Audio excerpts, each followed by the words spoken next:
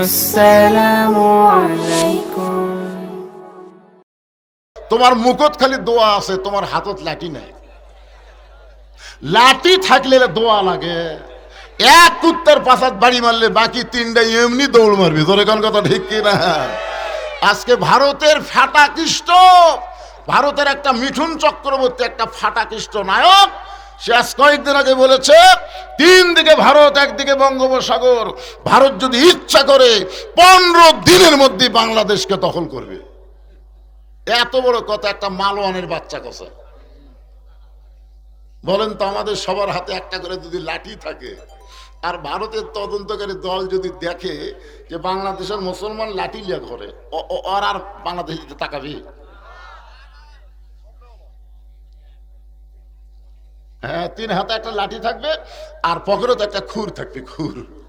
যদি ভুল করে ভারতের হিন্দুরা ঢোকে, আমরা লাঠি দিয়ে পাড়া ফেলা দেবো, কিন্তু গোড়া কাটা হবে না, বুঝলেন? আগা কাটিয়া খালি পোলটা দিবেন। তারপরে সুন্নতে খাতনা হয়ে যাবি, কলমা পড়ামো। জোরে কোন কথা ঠিক কিনা? আমার এই ওয়াজ ভারতে চলে গেছে। আমি যে ওয়াজ করছি এটা মিডিয়ার মাধ্যমে ভারতে চলে গেছে। ভারত আমার কিছু ভক্ত মুসলমান আছে, তারা আমাকে মোবাইল করে বলতেছে, হুজুর আপনার ওয়াজ সেই সাটা সাটতেছে ভারত হচ্ছে। লাঠি দিয়ে পাড়া ফেলা দিয়ে খুর দিয়ে কাটে দিবেন, গোড়া না কাটা আগা কাটবেন।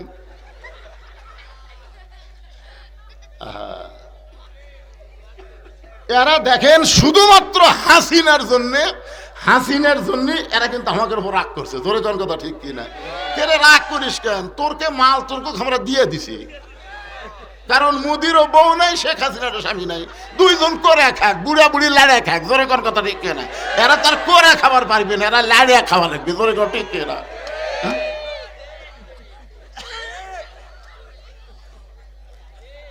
ভাইজান একটু মনোযোগ দিয়ে শুনবেন। আল্লাহর নবী মেহরাবের মধ্যে ঢুকলেন, মেহরাবের ভিতর থেকে নবী একটা থলিয়া বের করলেন। থলিয়া মানে একটা ব্যাগ। থলিয়া মানে কি? ওই ব্যাগের ভিতর থেকে আল্লাহর নবী একটা জিনিস টেনে টেনে বের করতেছেন। প্রত্যেকটা সাহাবীরা তাকায় দেখে জিনিসটার কিছুই না। জিনিসটি হলো আল্লাহর পরনের একটা জুব্বা। উসমান গনি বললেন, ইয়া রাসূলুল্লাহ, জীবনে কত জুব্বা পরে আপনি আমাদের সামনে নামাজ পড়াচ্ছেন, আজকেও আপনার পরনে একটা জুব্বা আছে, আবার আজকে এই জুব্বা দেখানোর মধ্যে জীবনের গুরুত্বপূর্ণ ওয়াজটা কি? রাসূল বললেন, সাহাবীরা রে, এই জুব্বা সাধারণ কোনো জুব্বা নয়। এই জুব্বা পরে আমি কাবার পাশে ঘুমায়েছিলাম। যেই জুব্বা আমি তোমাদের দেখাইতেছি, এই জুব্বা পরে আমি কাবার পাশে ঘুমায়েছিলাম। ফেরেশতা জিবরাইল আমাকে ঘুম থেকে চেতন করলো। নবীর কাছে যখন জিবরাইল, নবী তখন ঘুমের মধ্যে ছিলেন। জিবরাইল বলে, আল্লাহ যেই নবীকে নিয়ে আপনি আরশে যাবার কইলেন, সেই নবী যখন ঘুমের মধ্যে আছে, আমি কি করব? আল্লাহ বললেন, জিবরাইল নবীকে ঘুম থেকে চেতন করো। জিবরাইল বলে, আল্লাহ আমি কিভাবে চেতন করব? আল্লাহ বললেন, তোমার জিহ্বাটা বের করে নবীর বাম পায়ের তালুতে সুর ভরে দাও। হাত দিয়া না, তোমার জিহ্বা দিয়া সুর ভরে দাও। নবী যখন ঘুম থেকে চেতন পেয়ে বললেন, জিবরাইল এইটা কি করলেন? আপনি হলেন সমস্ত ফেরেশতার সর্দার, বাবা আদম থেকে আমি নবী পর্যন্ত সমস্ত নবীর কাছে আপনি ওহী বার্তাবাহক, আর আপনি এটা কিভাবে আমাকে ঘুম থেকে চেতন করলেন? জিবরাইল বলে, নবী গো, আপনি জানেন না, এই চেতন আমি আপনাকে করি নাই, আল্লাহ পাক করার হুকুম দিয়েছে। আল্লাহ নবী বলেন, সাহাবীরা রে, যেই জুব্বা আমি তোমাদেরকে দেখাইতেছি, এই জুব্বা পর অবস্থায় জমজমের কূপের পানিতে ওযু করলাম। জিবরাইল আমার হাতটা ধরে বললেন, হুজুর একটু কষ্ট করে আপনাকে সামনে যাওয়া লাগবে। কাবা ঘর থেকে মাত্র 170 মিটার দূরে আমি এসে দেখি একটা প্রাণীর মতন কি যেন দাঁড়িয়ে আছে। এত সুন্দর প্রাণী। আমি বললাম, জিবরাইল আমাকে ঘুম থেকে চেতন করে জমজমের কূপের পানিতে ওযু করানোর পরে এই প্রাণীকে আমাকে দেখানোর জন্য নিয়ে আইলা। জিবরাইল বলে, রাসূলুল্লাহ এটা কোনো প্রাণী নয়, এইটা হলো একটা যানবাহন। এই যানবাহনের নাম হইল বোরাক। হুজুর আপনি বোরাকের পিঠে চড়বেন আর বোরাক আপনাকে আল্লাহর আরশে নিয়ে যাবে। এই বোরাকের পিঠে চলবেন, বোরাক আপনাকে আল্লাহর কাছে নিয়ে যাবে। নবী ছোট বাচ্চার মতন কান্না শুরু করে দিলেন। জিবরাইল বলে, ইয়া রাসূলুল্লাহ, আল্লাহর কাছে যাওয়ার কথা শুনে সবাই খুশি হবে, কিন্তু আপনি কাঁদেন। নবী বলে, জিবরাইল, আমার আগে একজন নবী সাহস করে বলেছিল রব্বি আরিনি। সেই নবীর নাম হলো মুসা কালিমুল্লাহ। মাইকের সাউন্ডটা আগের মতো আছে, এরা মনে হয় কি ডিস্টার্ব করে ফেলতে। এই শুরুতে যখন খুতবা দিলাম তখন যেরকম ছিল সেই সাউন্ড দাও বাবা। ফেরেশতা জিবরাইল বলতেছে, ইয়া রাসূলুল্লাহ, আপনি কি বলতেছেন? নবী বলতেছে, আমার উপর আল্লাহ যেই কোরআন নাজিল করেছে সেই কোরআনের মধ্যে একটা নবীর নাম হলো মুসা কালিমুল্লাহ। জোরে বলেন, নবীর নাম কি? মুসা কালিমুল্লাহ। সবসময় আল্লাহর সঙ্গে মাইক নষ্ট করলো ইচ্ছা করে। আমি যখন আছে ওয়াজ শুরু করলাম, যে যে অবস্থায় ছিল ওই অবস্থায় দাও, ইকো মিকো বাদ দাও। হ্যাঁ, এই বুড়া মানুষের ইকো লাগে নাকি রে? এখনকার ইয়ং জেনারেশনের বক্তা যারা, এরা ইকো ছাড়া ওয়াজ করে না। আমার আর ইকোর দিন আছে? ইকো টিকো কিছু লাগবে না, সাউন্ডটা যেন সবাই বুঝতে পারে। অত্যন্ত গুরুত্বপূর্ণ রজবকে নিয়ে নামাজের আলোচনা হচ্ছে, একটু মনোযোগ দিয়ে শোনা লাগবে। জোরে কোন কথা ঠিক? কারণ আমাদের বাংলাদেশের মুসলমানেরা সবই করে, কিন্তু নামাজটা একটু কম পড়ে। আর যারাই পড়ে মসজিদের মধ্যে বারবার খালি ঘড়ি দেখে। জোরে কোন কথা ঠিক কিনা? অথচ আল্লাহ বলতেছেন বিশ্ববরি পাঁচসালা, আগে ধৈর্য তারপরে নামাজ। মসজিদের মধ্যে যাই ঘোড়া রোগ ধরছে, 5 মিনিট পরে আসরের নামাজ হবে, এর মধ্যে তো 10 বার ঘড়ি দেখা লাগবে কেন? খালি দেখতেছি, দেখে আবার কে ভাই আর কয় মিনিট? হচ্ছে এখনো 2 মিনিট। হাত ঘড়ি লড়তেছে না রে, হাত ঘড়ি লড়তেছে। ওই লোকটাই মসজিদ থেকে বাহির চলে চা খাচ্ছে, 1-1 ঘন্টা হয়ে যাচ্ছে, একবারও ঘড়ি দেখতেছে না। ধরে কোন কথা ঠিক কিনা? তাই সাউন্ডটা একটু ক্লিয়ার করে দাও, জনগণ একটু শুনুক বাজান। হ্যাঁ, ঠিক করে দিছা? এই দে তুমি এসার নামাজ পড়ছে? সত্যি করে কত? এই নামাজের ওয়াজ হচ্ছে, ওই নামাজ পড়েনি। বিসমিল্লাহ কয় হাত দাও, বিসমিল্লাহ কয় হাত দাও। আসলে কি যে বোঝে না। আপনি যদি রোজা না করেন, হজ না করেন, যাকাত না দেন, আপনি কাফের হবেন না, আপনি গুনাহগার হবেন। কিন্তু যদি আপনি নামাজ না পড়েন, আপনি কাফের হবেন। বোঝা লাগবে না? আমরা মুসলমান হয়ে মরতে চাই, আমরা কাফের হয়ে মরতে চাই না। জোরে কোন কথা ঠিক কিনা? মরা তো লাগবেই ভাই। যতই 5 তলা 7 তলা 10 তলা বাড়ি করেন, থাকার কোনো বন্দোবস্ত নাই, মরা লাগবেই। কথা কন না কেন? মরা লাগবে না তো কি হয়ে মরবেন? হ্যাঁ, আল্লাহ কোরআনে বলেছেন, ইয়া আইয়ুহাল্লাযীনা আমানু তাকুল্লাহা হাক্কা তুকাতিহি ওয়া লা তামুতুন্না ইল্লা ওয়া আনতুম মুসলিমুন।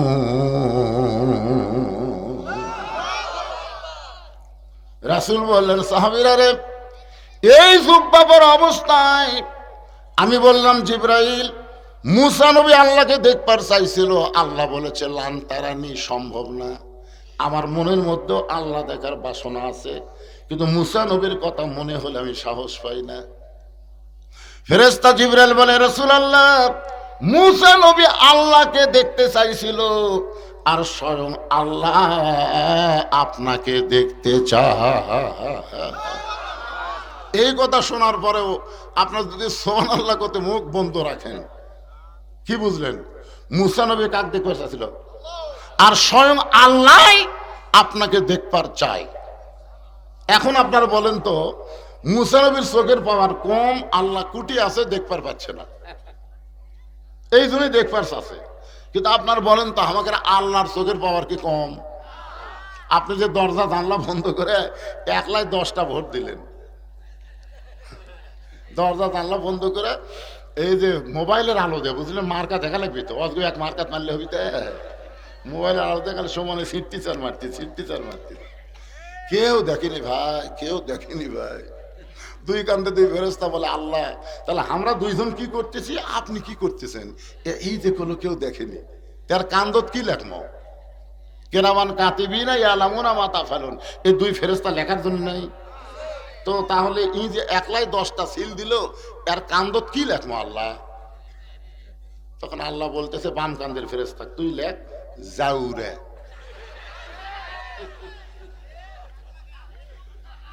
জাউরা বলেন অবৈধ, এর বাপের ঠিক নাই। যার বাপের ঠিক আছে তাই 1 ভোট দিবে, আর যার বাপের ঠিক নাই তাই 10টা দিবে। কি মনে করতেছেন?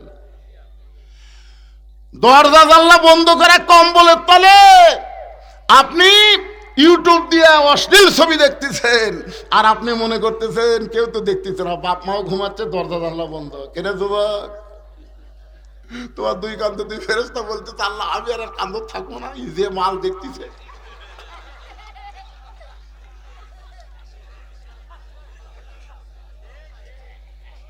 কিন্তু যেই দিন নামাজের কায়েমের আন্দোলন বাংলাদেশে চালু হবে, সেই দিনকার ছেলেরা যদিও খারাপ কোনো ভিডিও চোখের সামনে পড়ে যায়, ইস্তেগফার পড়ে খারাপ ভিডিও ডিলিট করে দিয়ে প্রত্যেকটা বক্তাদের তাফসীর শুনবে। জোরে কোন কথা ঠিক কিনা?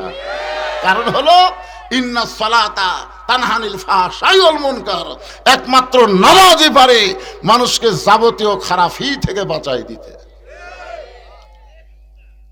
তাই যুবকেরা বলো নামাজের দরকার আছে না নাই? আরো জোরে বলেন। একটু মনোযোগ দিয়ে শুনবেন। নবী বলতেছেন রে সাহাবীরা, যেই জুব্বা আমি তোমাদের দেখাইতেছি এই জুব্বা পরা অবস্থায় আমি বোরাকের কাছে গিয়ে বোরাকের গায়ে হাত দিলাম। বোরাকের গায়ে হাত দেওয়ার পরে নবী ছোট বাচ্চার মতন কাঁদতেছে। জিবরাইল বলে রাসূলুল্লাহ এই বোরাক কি আপনার পছন্দ হয়নি?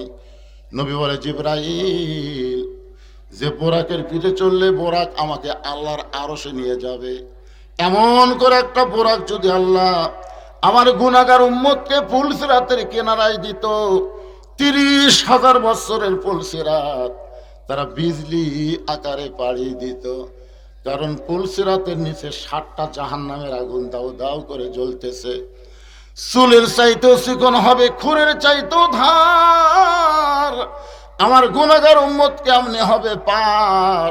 এমন করে একটা বোরাক যদি আল্লাহ দিত, বোরাকের পিঠে চড়ে আমার উম্মতেরা জান্নাতে পৌঁছে যেত।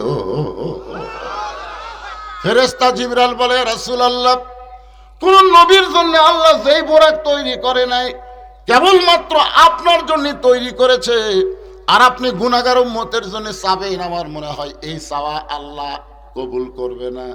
সঙ্গে সঙ্গে নবী আমার বোরাকের কাছ থেকে 11 গজ দূরে গেলেন। 11 গজ দূরে গিয়ে বললেন জিবরাইল, ঠেকা আমার না, ঠেকা হলো তোমার আল্লাহর। আমি আল্লাহর বাড়ি যাবার চাইনি, বরং আল্লাহ যানবাহন পাঠাছে তার বাড়িতে নিয়ে যাওয়ার জন্য। যতক্ষণ পর্যন্ত আমার গুনাহগার উম্মতের জন্য এমন করে একটা বোরাকের বাজেট না হবে, ততক্ষণ পর্যন্ত আমি নবী বোরাকের পিঠে চড়বই না, চড়বই না, চড়বই না। 3বার যখন বললেন, আল্লাহ ডাকতে বলে জিবরাইল, আমি বসে আছি লা ইলাহা ইল্লাল্লাহ মুহাম্মদ রাসূলের আশায়, আর মুহাম্মদ রাসূল যদি আমার যানবাহন ফেরত দেয় আমি আল্লাহ বড় কষ্ট পাই। তাই বলে দাও রে জিবরাইল, তার প্রত্যেকটা উম্মতের জন্য এমন করে একটা বোরাক আমি পুলসিরাতের কিনারায় বাজেট করে দিলাম। লিল্লাহে তাকবীর। আল্লাহ নবী বললেন সাহাবীরা রে, যেই জুব্বা তোমরা দেখতেছো এই জুব্বা পরে আমি বোরাকের পিঠে চললাম। বোরাক উপর দিকে না যায় ঘোড়ার মতো দৌড়ানো শুরু করলো। আল্লাহ নবী বললেন যে এই যে বম বম করতেছে না, এই বম বমটা বন্ধ করে দাও। আল্লাহ নবী বললেন জিবরাইল, তুমি না কইলা বোরাকের পিঠে চললে বোরাক আমাকে আল্লাহর আরশে নিয়ে যাবে, কিন্তু বোরাক তো ঘোড়ার মতন দৌড়ায়, উপর দিকে তো ওড়ে না, বরং মাটি দিয়ে দৌড়ায়। জিবরাইল বলে নবী গো, এই দুনিয়াতে আপনাকে একটা আমল করা লাগবে, সে আমলটা করতে হবে বাইতুল মুকাদ্দাসের ভিতরে। সুবহানাল্লাযী আসরা বিআবদিহি লাইলাম মিনাল মাসজিদিল হারাম ইলাল মাসজিদিল আকসা। মক্কাতে কাবা ঘর হলো মসজিদে হারাম, আর ফিলিস্তিনে যেই মসজিদকে ইহুদিরা দখল করবার চায় ওই মসজিদের নাম হইল মুকাদ্দাস। এ পর্যন্ত ফিলিস্তিনের 42,000 শিশু বাচ্চাকে ইসরায়েলের ইহুদিরা হত্যা করছে। খালি নাউজুবিল্লাহ কয়ে পাঠিয়ে দিতে হবে না। আপনারা জানেন বর্তমান গোটা পৃথিবী খুঁজে ইহুদির সংখ্যা সর্বসাকুল্যে 92 লাখ। গোটা পৃথিবী মিলে ইহুদি এখনো 1 কোটিও হয়নি, 92 লাখ। আর মুসলমানের সংখ্যা হলো 235 কোটি। 235 কোটি মুসলমান যদি ইসরায়েল পেশাব করে দেয়, ওরা পেশাবত ভাসে যাবে। জোরে কথা কন না কেন? আর দেখেন 235 কোটি মুসলমানের ফিলিস্তিন মুসলমানকে ওরা পাখির মতন মারতেছে, আর আমরা খালি নাউজুবিল্লাহ কয়ে তাই পাড়ি দিচ্ছি। আপনারা হয়তো বলবেন হুজুর আমাদের করার কিছু নাই। এ কতক্ষণ করার কিছু আছে না নাই? কতক্ষণ যখন বিএনপি কিছুই করবার পারলো না, জামাত ইসলাম কিছুই করবার পারলো না, বিএনপি আর জামাত বাংলাদেশে আছে কিনা বোঝাই যাচ্ছিল না। জোরের কথা ঠিক কিনা? সেই সময় আমাদের ছাত্র জনতা কি করলো? বিএনপির অনেক নেতা কাছে হুজুর যতই ওয়াজ করেন 42-এর আগে হাসিনা নামবি না। আমাকে জামাতেরাও কাছে হুজুর যা কবেন একটু গোপনে গোপনে কন হুজুর, প্রকাশ্যে কয়ে জেলত জদ্দল্লা 5 তলায় উঠে 1.5 লাখ টাকার খাট, 12,000 টাকার কম্বল ওড়ে তামানে রাত 9টার সময় দিয়ে বলতেছে আমার বাড়ি আমার ঘর আমাক নামাইকে, এ দেশ আমার বাপের, এ দেশ আমার। 42 সালের আগে হামাক নামাইকে। সবাই যখন হাল ছাড়া দিছে, আল্লাহ কয় আমি ধরি না, ধরলে কিন্তু রাত 3টার সময় একটা ভূমিকম্প, বিল্ডিং 2বার একটা কাঁপ দিছে। যাই কছে হামাক নামাইকে, ওই এত ফোর্সে নামছে ভাই, কম্বলের মধ্যে লঙ্গি খুলে আছে, ওটাও পরার টাইম পায়নি। আল্লাহ কয়, ফেরেশতা কয় আল্লাহ নামাইলা, তাই বলে ন্যাংটা করে নামাইলা। আপনারা বলেন তো হাসিনা যেভাবে ক্ষমতা ছাড়িছে এটা ছাড়া কয়? একটা ওয়ার্ড মেম্বার পর্যন্ত পড়ে গেছে। তোর এখন কথা ঠিক কিনা? অনুবীক্ষণ যন্ত্র দিয়ে বগুড়া জেলাত আওয়ামী লীগ আছে এটা খুঁজে পাওয়া যাচ্ছে না। মাঝে মধ্যে আমাদের থানার এক পুলিশ কয় হুজুর আপনার খোঁজে যদি কোনো আওয়ামী লীগ থাকে বলবেন তো, দৈনিক আমাকে 14টা করে ধরা লেগে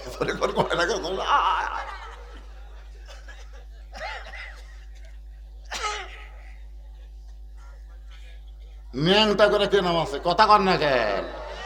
তাহলে আমার সঙ্গে সকলে একটু বলেন, তুইজ্জু মান তাশা ওয়া তুযিল্লু মান তাশা বিয়াদিকাল খায়র ইন্নাকা আলা কুল্লি শাইইন কাদির।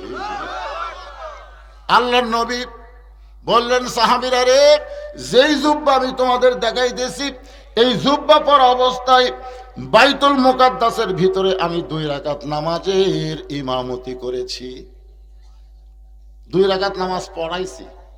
আপনারা বলেন তো নামাজ পড়া আর নামাজ পড়ান এই দুটো কি এক? আলাদা না। এক মসজিদে 3 দল মানুষ ঢুকছে। কয় দল?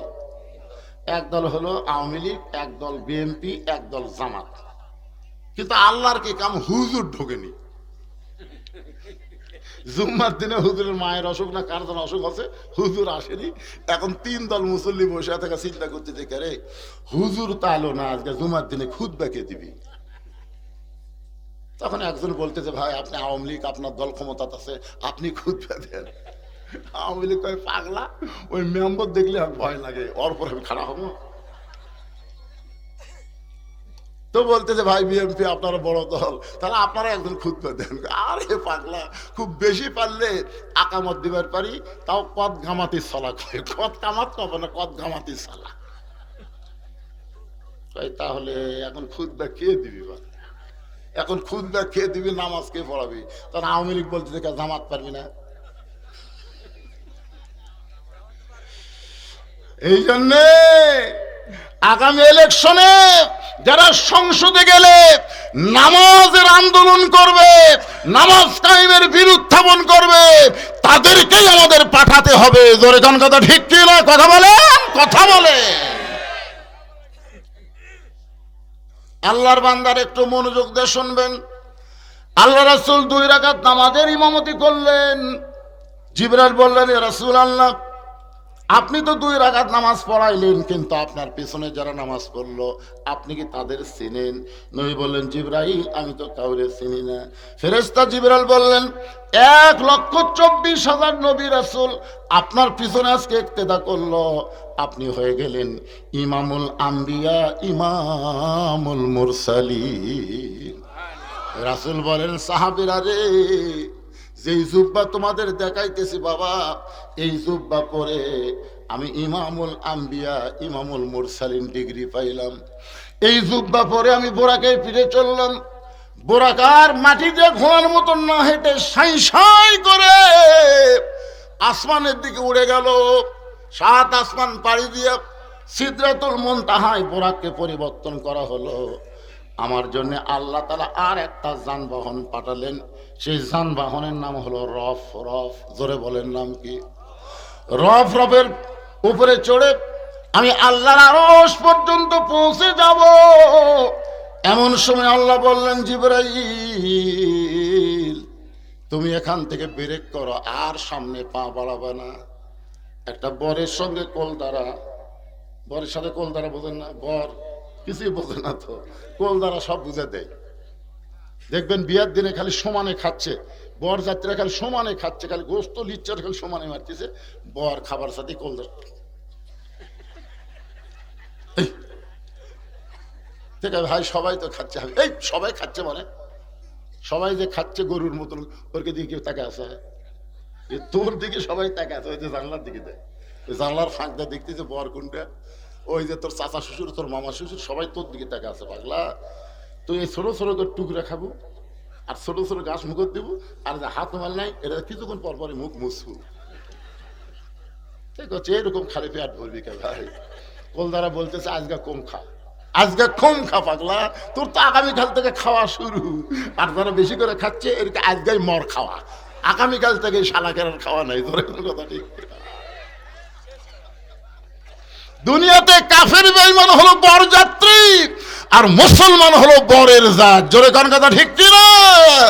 দুনিয়াতে মুসলমান খাওয়ার জন্য আসে নাই, মুসলমান পরীক্ষার জন্য এসেছে। জোরে কোন কথা ঠিক কি না? আল্লাহ কোরআনে বললেন, আল্লাযী খালাকাল মাউতা ওয়াল হায়াতা লিয়াবলুয়াকুম আইয়ুকুম আহসানু আমালান ওয়া হুয়াল আজিজুল গফুর। তো জিবরাইল কয়, হুজুর এটাই এটাই, মানে নবী কয় কে ভাই এটা কি? তো জিবরাইল কয়ে দেয়, মানে কোলদারার মতো। কিন্তু এমন এক জায়গাত গেছে, ওই জায়গায় যে আল্লাহ বলতেছে, জিবরাইল নট এলাও, কোলদার আর চলবে না। আপনার বলেন তো, কোলদারা যদি সব জায়গা থাকতে থাকতে পাত্রের সাথে বাসর ঘরে তো ঢুকবার চাই, তখন বর ঢুকবার দিবি, কথা কন না কেন? বর কি করবে? তো আল্লাহর নবীর কাছে এতক্ষণ পর্যন্ত জিবরাইল ছিল, কিন্তু এমন একটা এরিয়ার মধ্যে ঢুকেছে, আল্লাহ বলতেছে জিবরাইল চলবে না, এখান থেকে নবী আমার একলাই একলাই চলে আসবে। নবী যখন একা যাবার চাই, জিবরাইল বললেন, ইয়া রাসূলুল্লাহ, আর আপনাকে কিছুই বলবার পারবো না, তবে একটা কথা বলতেছি, 70,000 নূরের পর্দা পাড়ি দিবেন। ওই জমজমের কুফের পানি দিয়ে ওযু করার সময় আপনার পায়ে যে জুতা জোড়া আছে, যেখান থেকে আমি জিবরাইল যাবার পারলাম না, সেখান থেকে আপনি জুতা খুলে একটু আল্লাহর আরশের দিকে রওনা দেন। সঙ্গে সঙ্গে নবী আমার উপর হয়ে পায়ের জুতা যখন খুলবার চাই, আল্লাহ ডাকতে বলে, রে নবী আমার দোস্ত শোনেন, ওই জিবরাইল আপনাকে চিনে না বলে পায়ের জুতা খুলতে কয়, কিন্তু আমি আল্লাহ বলতেছি আমার আরশে আজিম দামি হতে পারে, কিন্তু আপনার জুতার চাইতে দামি নয়। আল্লাহ নবী দুইজনা প্রেম করেছেন গোপনা, মাঝখানে তো জিবরাইলের জায়গা ছিল না। জায়গা যদি থাকিত আরশে আজিমে নিত, জায়গা যদি থাকিত আল্লাহর আরশে নিত, দরজার বাহিরে আল্লাহ ব্রেক করাতো না। সবাই বলেন আল্লাহ নবী দুইজনা প্রেম করেছেন গোপনা, মাঝখানে তো জিবরাইলের জায়গা ছিল না।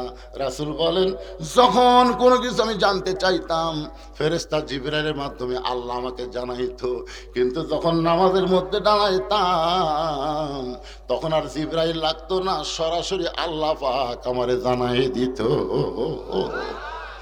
এই জন্য নামাজের মধ্যে সেজদাকে বলা হয়েছে ওয়াসজুদ ওয়াক্তারিফ।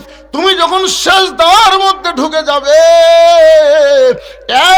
এক জগ পানির মধ্যে এক মুষ্টি চিনি দিয়ে দুইটা ঘন্টন মারলে ওই চিনি যেমন পানির মধ্যে বিলীন হয়ে যায়, শত চেষ্টা করলেও যেমন চিনিকে আর পানি থেকে আলাদা করা যায় না। আল্লাহর কোনো বান্দা যখন নামাজের সেজদায় যাবে, ওই বান্দাটা আল্লাহর মহব্বতে নিজের অস্তিত্ব বিলীন করে দিবে। এক সময় দেখবেন আপনি ওই নামাজে গোটা দুনিয়া ছাড়তে পারবে, কিন্তু একটা ওয়াক্ত নামাজ সে কোনোদিন ছাড়তে পারবে না। এরকম নামাজে আসে না নাই? কথা বলেন আসে না নাই? আল্লাহ রাসূল বললেন, সাহাবীরা রে, যে জুব্বা আমি তোমাদের দেখাইতেছি বাবা, এই জুব্বা পরে ৭০,০০০ নূরের পর্দা পাড়ি দিয়া আল্লাহর আরশে পৌঁছে গেলাম। আল্লাহর সঙ্গে আমার মেরাজ হলো। আল্লাহ পাক আমাকে ৫ ওয়াক্ত নামাজ দিল। এই জুব্বা পরে আমি জান্নাতের মধ্যে ঢুকলাম, এই জুব্বা পরে আমি জাহান্নামের মধ্যে ঢুকলাম, এই জুব্বা পরে বাইতুল মামুরের ভিতরে আমি ফেরেশতাদের ইমামতি করলাম, রাতারাতি আবার দুনিয়াতে ফেরত আসলাম। আসার পরে এই জুব্বাটা আর কোনোদিন আমি নবী গায়ে দেই নাই। এই জুব্বাটা যত্ন করে এই ব্যাগের মধ্যে তুলে রাখছি বাজান। আজকে তোমাদেরকে দেখানোর কারণ হলো আমি নবী আর বেশি দিন দুনিয়াতে থাকবো না, আমি নবীকে আল্লাহর বেশি দিন দুনিয়াতে রাখবে না, আমি চলে যাব, তবে এত দামি জুব্বা নিয়ে আমি যাব না। আমি এই জুব্বাটা তোমাদের মাঝখানে কাউরে না কাউরে আমি পরায়া দিব। আল্লাহু আকবার। এই জুব্বাটা আমি তোমাদের মাঝখানে কাউরে না কাউরে আমি জুব্বাটা নিজের হাতে পরায় দিব বলে আজকে থলিয়ার মধ্যে জুব্বাখানা নিয়ে আইছি। নবী কিন্তু কারো নাম বলে নাই, শুধু বলেছেন তোমাদের মধ্যে কাউরে না কাউরে জুব্বাখানা পরায় দিব। নবীর কাছে যেই সাহাবী বসে আছে তার নাম হলো আবু বকর সিদ্দিক। মনে মনে চিন্তা করে, এই জুব্বাটা নবী আমাকেই পরায়া দিবেন, এই জুব্বাটা নবী আমাকেই পরায়া দিবেন। কারণ আল্লাহর নবী বলেছেন, আল্লাহর পরে এই দুনিয়াতে কেউ যদি আমার দোস্ত থাকে, সে দোস্তের নাম হলো আবু বকর সিদ্দিক। সাহাবীরা বললেন, ইয়া রাসূলুল্লাহ, আল্লাহর পরে আবু বকরকে আপনি কেমনে দোস্ত বানালেন? নবী বললেন, তাহলে তোমরা শোনো, তোমরা তো তখন এত সাহাবী ছিল না। গভীর রাত্রে আমি নবী আবু বকরের দরজায় আস্তে করে একটা ঠোকা দিলাম, কারণ ডাক দিলে কাফেররা শুনতে পাবে, এই জন্য আস্তে করে ঠোকা দিলাম। সঙ্গে সঙ্গে দরজা খুলে গেল। নবী বলে, আবু বকর, এই গভীর রাত্রে দরজায় ঠোকা দিলাম আর তুমি দরজা খুলে দিলে, আবু বকর তুমি কি ঘুম পারো না? আবু বকর বলে, রাসূলুল্লাহ, কয়েক মাস আগে আপনি বলেছিলেন একদিন গভীর রাত্রে মক্কা ছেড়ে মদিনায় হিজরত করা লাগবে, আমাকে সঙ্গে করে আপনি মদিনায় যাবেন। সেদিন থেকে আজ পর্যন্ত কোনো রাত্রিবেলা আমি ঘুমাইনি, বরং সারা রাত আমি দরজায় দাঁড়িয়ে থাকি, কখন যেন আমার নবী আসে। নবী বললেন, সাহাবীরা রে, মাটি থেকে 5600 ফুট উপরে গাড়ির সুরের মধ্যে উঠে আমি নবী দুর্বল হয়ে গেলাম। আবু বকরের উরাতকে বালিশ বানায়া আমি নবী কখন যেন ঘুমায় গেছি। নবী আমার একটু দুর্বল হয়ে আবু বকর উরাতকে বালিশ বানায় ঘুমায় গেছে। আবু বকর নবীর মুখের দিকে তাকায়া গান গাইতেছে। শিশুকালে মহিলা গেছে মা, গর্ভে থাকতে মরছে পিতা, নবী চোখে দেখলেন না। যেই নবী কোনোদিন কারো ক্ষতি করেনি, যেই নবীর চেহারা চাঁদের চাইতো সুন্দর, আর সেই নবী আজকে গাড়ি সুরের ভিতরে আমার উরাতকে বালিশ বানায় ঘুম পাড়তেছে। আবু বকর তাকায় দেখে ওই গাড়ি সুরের গরমে নবীর কপাল দিয়া মুক্তার দানার মতন ঘাম বের হচ্ছে। মুক্তার দানার মতন ঘাম, ওই ঘামের আবার একটু আলো দেখা যায়। জোরে কান সুবহানাল্লাহ। ওই ঘামের মধ্য থেকে আলো বের হচ্ছে। আবু বকরের মনের মধ্যে বড় লোভ হয়েছে, ওই নবীর কপালের ঘাম যদি একটু হাতের মধ্যে নিয়ে আমার চেহারার মধ্যে মালিশ করতে পারতাম, অন্তত এই কারণে আল্লাহ আবু বকরকে দয়া করবে এই মনে করে ডানা হাত দিয়া যখন নবীর কপালের ঘামটা নিয়ে আবু বকরের চেহারার মধ্যে মালিশ করেছে, এমন সময় গাড়ি সুর আলোকিত হয়। আলোকিত অবস্থায় দেখতে পায় ওই গাড়ি সুরের মধ্যে ছোট্ট একটা ছিদ্র আছে। আবু বকরের বারবার চিন্তা হয়, ওই ছিদ্র দিয়ে যদি কিছু বের হয়ে আমার নবীকে কামড়ায়। আপনার বলেন তো গর্তের মধ্যে কয়জন আছে? জোরে বলেন কয়জন? কিন্তু বারবার বলতেছে যদি কিছু বের হয়ে আল্লাহর নবীকে কামড় দেয়। দেখেন নবীর মহব্বতে নিজের অস্তিত্ব ভুলে গিয়া আবু বকর ছিদ্রের মুখে পাটা লাগাই দিছে, পাটা লাগাই দিছে। এমন সময় আল্লাহ তাআলা আল্লাযী খলাকাল মাউতা ওয়াল হায়াতা লিয়াবলুয়াকুম আইয়ুকুম আহসানু আমালা, আল্লাহ আবু বকরকে পরীক্ষা করার জন্য, সুন্দর আমল পরীক্ষা করার জন্য বিষাক্ত সাপকে বলতেছে, যারে সাপ যা, ওই যে ছিদ্রের মুখে পাটা দিছে ওই পায়ের তালুতে কামড় বসায় দে। একটা বিষাক্ত সাপ এসে আল্লাহর হুকুমে আবু বকরের পায়ের তালুতে যখন কামড় দেয়, কারেন্টের মতন বিষটা এসে আবু বকরের কলিজায়। আবু বকর চোখের পানি বের করে কান্দে আর বলে, সাপরে, তুই আমারে কামড় দিয়া মনে করলি আমি পা টান দিব? তুই মনে করছিস আমি পা টান দিলে তুই বের হয়ে আমার নবীরে কামড় দিবি? সেই সুযোগ আমি জীবিত অবস্থায় তোকে দিব না। আমি মরে যাব, কিন্তু ছিদ্র থেকে পা টান দিব না। সাপটা বলে, আল্লাহ আপনার হুকুমে কামড় দিলাম, কিন্তু পা তো টান দেয় না। আল্লাহ বলে, আবার কামড় মার। সাপটা আবার কামড় মারছে। আবু বকর বলে, সাপরে, তুই আবার কামড় মারলি। তুই মনে করছিস আমি পা টান দিব আর তুই বের হয়ে আমার নবীরে কামড় দিবি? আমি পা টান দিব না।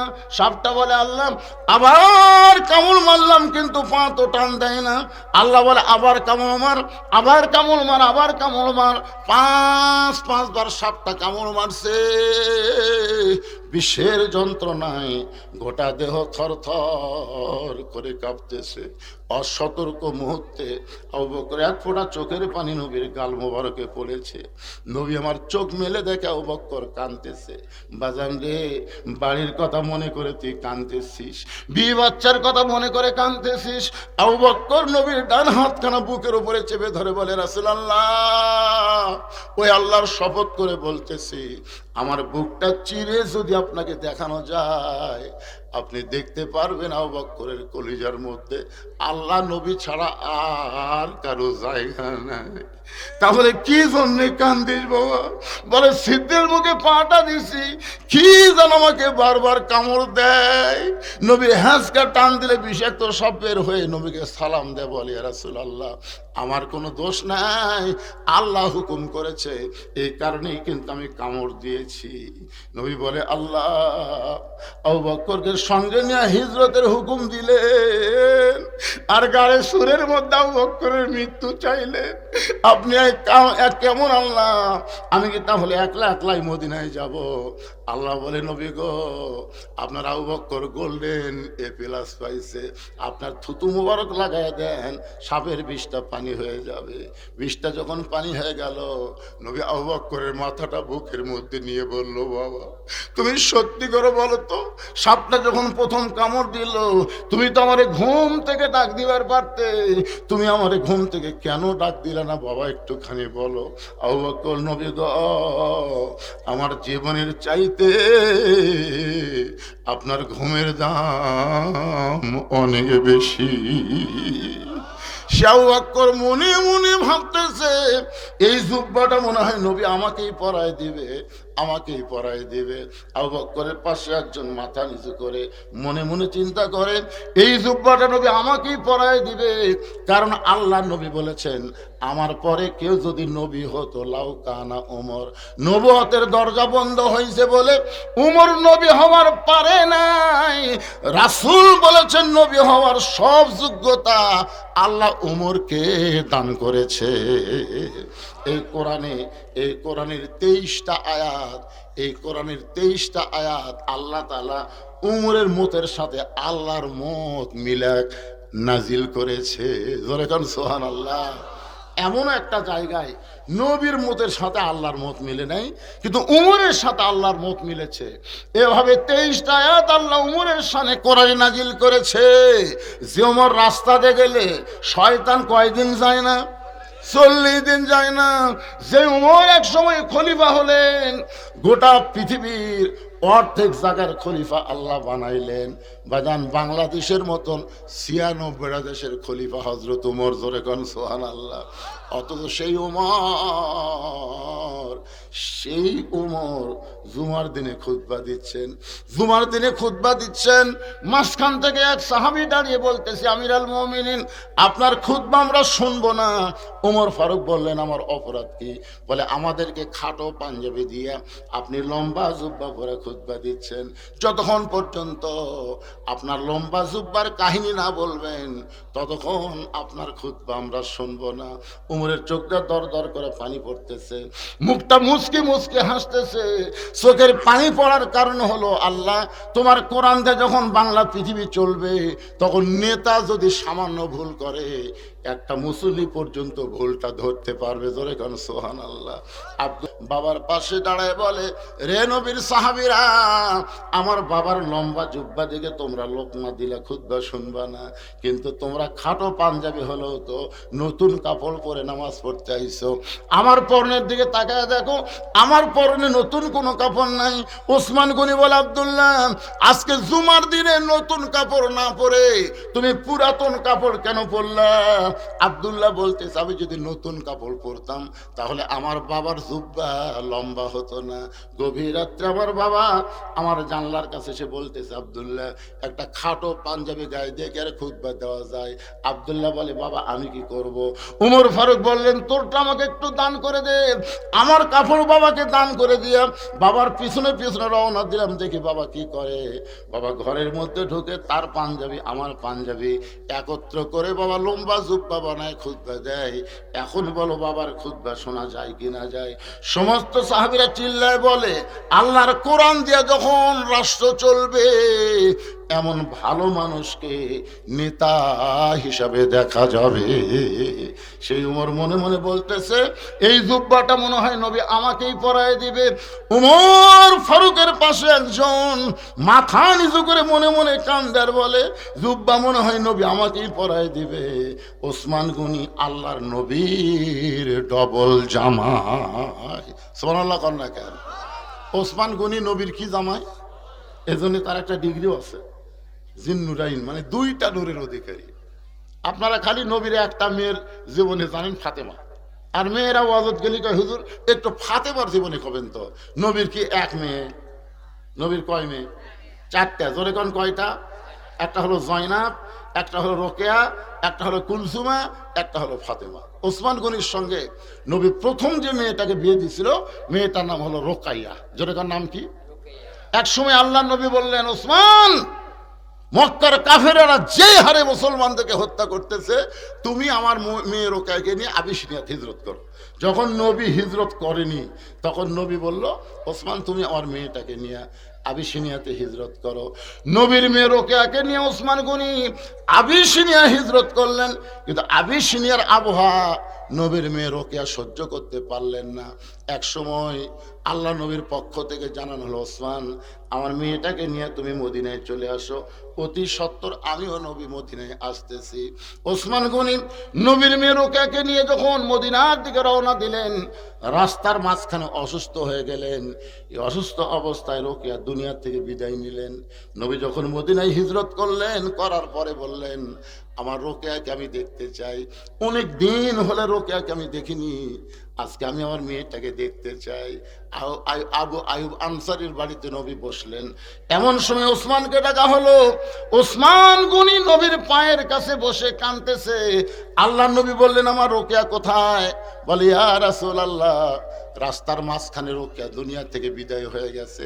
নবী বলল, ওসমান কান্দো না, আমার আর একটা মেয়ে আছে, আমি সেই কুলসুমাকে তোমার সঙ্গে বিয়ে দিব। দুই বিয়ে করে নাম হলো জিন্নুরাইন। ওসমান গনি এত সম্পদের মালিক ছিলেন। একদিন আল্লাহ নবী বলে, ওসমান আল্লাহ তোমাকে কত সম্পদ দিয়েছে? বলি, ইয়া রাসূলুল্লাহ, এই যে উট দেখতেছেন, এত গুদাম, আমার সম্পত্তির এত গুদাম, এই গুদামে মাল ভরা আছে। আর এই উটটার পিঠের উপরে দেখতেছেন চাবি, এই চাবি নিয়ে উটটা ক্লান্ত হয়ে যায়। এখন চিন্তা করেন, চাবি ঢোয়াইতে যদি একটা উট লাগে। আল্লাহ রাসূল বলে, ওসমান তাহলে আল্লাহ তোমাকে অনেক সম্পদ দান করেছে, আমি যদি বলি সব সম্পদ আল্লাহ দেওয়া লাগবে? ওসমান গনি বলে, হুজুর তাহলে সব সম্পদ যদি আল্লাহকে দেওয়া লাগে, এই উট সহ আমি আপনাকে দিয়ে দিলাম। সুবহানাল্লাহ। মানে উটের উপরে তো চাবি আছে, চাবি আছে, তাহলে উট সহ হইলেন, সব সম্পত্তি দেওয়া লাগবে, খামাখা উঠলে আমি কি করবো? সব আল্লাহ দিয়ে দিলাম। সঙ্গে সঙ্গে নবী আসমানের দিকে তাকায় থাকে, আল্লাহ আল্লাহ, এইটা কে? চাওয়া মাত্র একটা বার নিজের সম্পদ দিয়ে খেয়াল করেনি, তোমার দিকে খেয়াল করে সব দিল। আল্লাহ বললেন, ওসমান সবই যদি দিয়ে দাও, তোমার থাকলো কি? ওসমান দৌড়ে এসে নবীর হাত ধরে বলতেছে,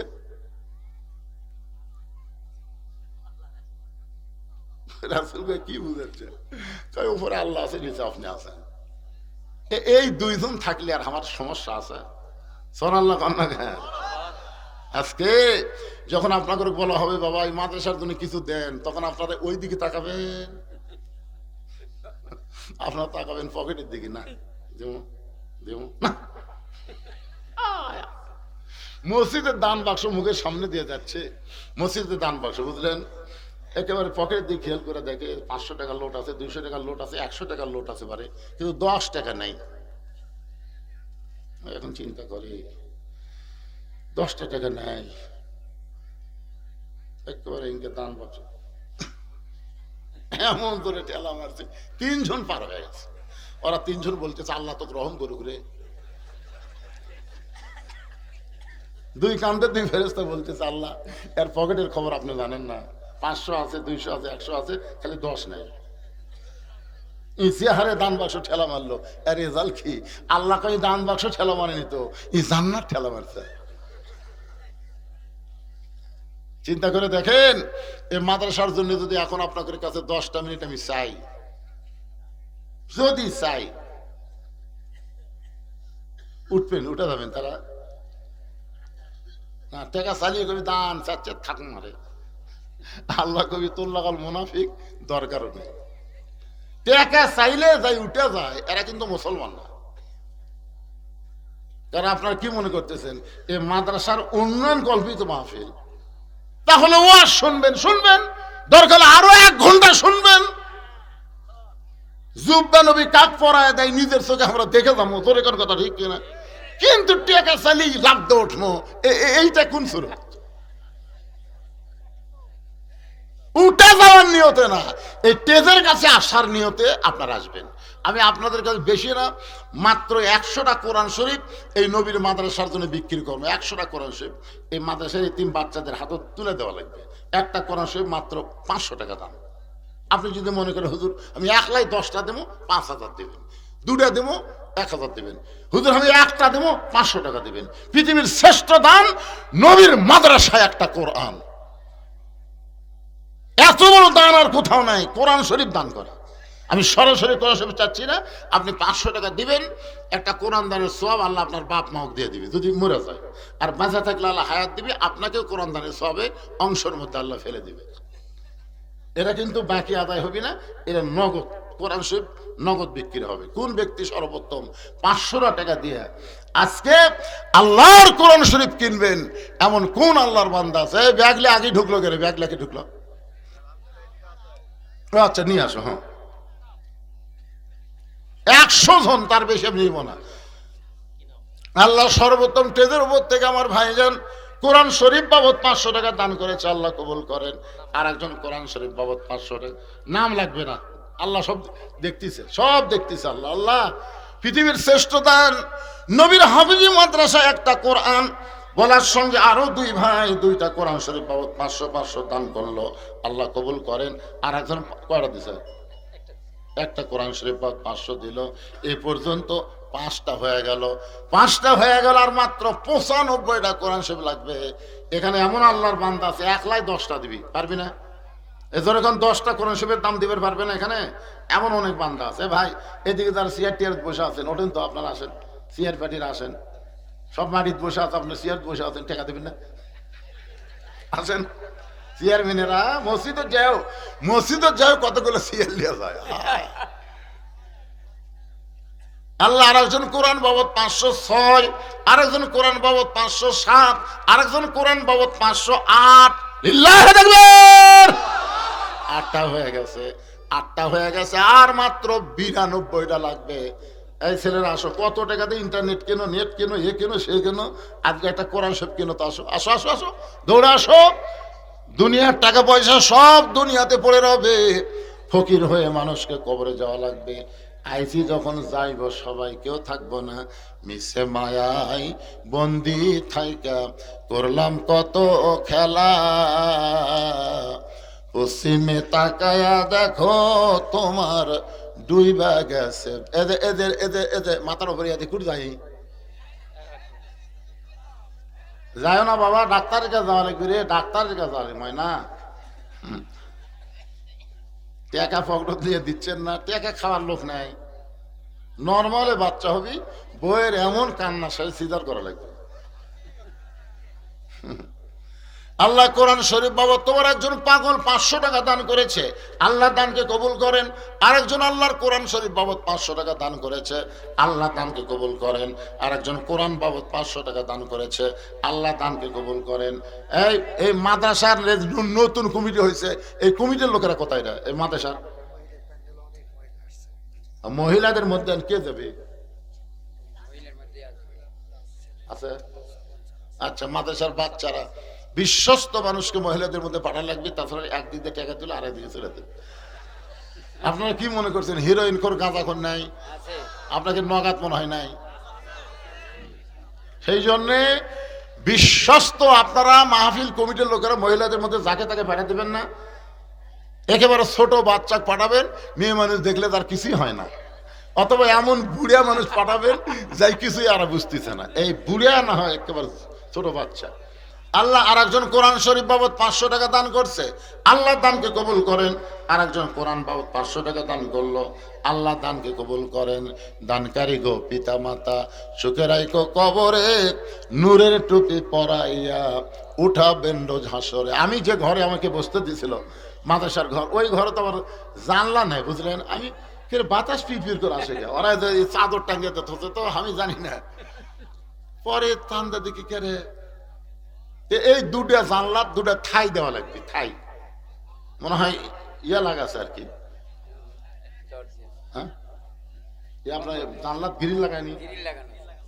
গ্রিল লাগানো আছে, খালি থাই লাগা লাগবে, থাই। 2টা থাই দিবেন। আল্লাহর কোন বান্দা আছে নবীর ঘরে 2টা থাই লাগাবেন? নিজের ঘরত লাগাছেন আর নবীর ঘর লাগাবেন না? 2টা থাই। আল্লাহ তোমার একজন বান্দা 100 টাকা দান করছে, 100 টাকা যেগুলো দিবেন 100 200 এগুলো দান, আর 500 টাকা হলে কোরআন। এদিকে সব কোরআন শরীফ আর এদিকে সব দান শরীফ। যেটা দেন আপনি 100 পারেন 200 পারেন দেন দেন দেন সবাই দেন ভাই দেন দেন আল্লাহর রাস্তায় দান করেন। থাই দুইজনের কাছে দুটো থাই চাইলাম। এমন কোন আল্লাহর বান্দা নাই যে নবীর ঘর আপনি ঠাই দিবেন আল্লাহ আপনার বাপ মায়ের কবরকে জান্নাতের বাতাস দিয়ে দিবে। ধরে কোন আমিন। বাপ মার কবরকে জান্নাতের বাগান বানানোর জন্য একটা ঠাই দেওয়ার কোন আল্লাহর বান্দা আছেন? হুজুর আপনি জানলা থেকে ঠাই দেবো হুজুর। নবীর ঘর। মাদ্রাসা কার ঘর? কথাও কয় না রে বা। মাদ্রাসা কার ঘর? মসজিদ কার ঘর? আল্লাহর ঘর মসজিদ, মাদ্রাসা হলো নবীর ঘর। একটা ঠাই দিবেন এমন একজন আল্লাহর বান্দা আসেন। আল্লাহ তোমার একজন বান্দা 100 টাকা দান করছে, আল্লাহ দানকে কবুল করেন। আজকের মাহফিলের সভাপতি সাহেব তো আপনি, আপনি কি দিতে চাচ্ছেন? আমি আমার পিতা মাতার জন্য মারা গেছে তো আমার মাথা দেখে নাই আমি। আরে মা দেখে 10,000 টাকা দিব। দুটো ঠাই দেন। দুই ঠাইয়ের দাম 10,000 হলে 10,000 টাকা দিতাম। না লাগে যদি 12,000 লাগে কি হবে? দুটো ঠাই হয়ে যায় কি কম? আচ্ছা ঠিক আছে, এই বাতাস খালি পিড় করে ঢুকতে পারে। ঠিক আছে। আরে আদায় হচ্ছে মাদ্রাসার জন্য। এই সময় যারা উঠে যাবি এরা মাদ্রাসার দুশ্মন। কি কি ময়না ওয়ালাইকুম সালাম। কি বাবা কয় টাকা দিয়েছেন? 500 দাও। আরে ছোট মানুষ আছে কয় হুজুর হুজুর কোরআন শরীফ বাবদ 500 টাকা দান করেছে, যাও আল্লাহ তোমার দানকে কবুল করেন। আল্লাহুম্মা আমিন। আল্লাহ আর একজন 300 টাকা দান করেন। 200 টাকার 100 টাকা দুটাই দান আল্লাহ কবুল করেন। আজকের মাহফিলের সম্মানিত সভাপতি সাহেব 2 জানলার 2টা ঠাই জোরে বলেন মারহাবা। মাকে দেখে নাই, মাকে দেখে নাই, কিন্তু বাবাকে দেখছে। 2 জনে মারা গেছে। বাবা মা মারা গেছে। 2 জনে মারা গেছে। আরে বাপ মার কবরকে আল্লাহ নবীর ঘরে ঠাই দেওয়ার কারণে জান্নাত থেকে একটা জানলা বাপ মার কবরে করে দিবেন আল্লাহ। জান্নাতের বাতাস তারা কবরে পায়, কবর যেন জান্নাতের টুকরা হয়। জোরে কোন আমিন। ঠাই হয়ে গেছে, ঠাই হয়ে গেছে রে। এই মাদ্রাসার সভাপতি গুটি রে, মাদ্রাসার সভাপতি গুটি, কমিটির সভাপতি, এই যে মাদ্রাসা কমিটির সভাপতি সাহেব, যে ঘরে আমরা বসছিলাম ওই ঘরে এখন পর্যন্ত প্লাস্টার হয়নি। হ্যাঁ এই যে সভাপতি খালি ইটা বার হয়ে আছে, খালি চকচকা ইটা। ওই ইটাগুলো ঢাকা প্লাস্টার করা লাগবে। সভাপতি সাহেব বলতেছি আপনি 1 দেওয়াল দিবেন না 4 দেওয়াল দিবেন প্লাস্টার? 1 দেওয়াল। ঠিক আছে মাশাআল্লাহ। এখন যে দেওয়াল জানলা আছে সে দেওয়াল তো কম রাখবি রে। যে বিশাল বিশাল জানলা আছে, জানলা বাদ দিলার দেওয়ালই নেই। 4 ফিট 5 ফিট। তো ঠিক আছে, আজকের মাহফিলের মাদ্রাসার কমিটির সভাপতি উনি যেদিকে জানলা নেই ওই দিকে 1 দেওয়াল গোটা প্লাস্টার করে দিবে। ধরে এখন মারহাবা। আর এক সাইড আছে বাবা, এই আর একজন আসেন মাদ্রাসার সেক্রেটারিকে। এই মাদ্রাসার সেক্রেটারি আসো। কোন দিকে আছে? এই সেক্রেটারি সাহেব আসেন।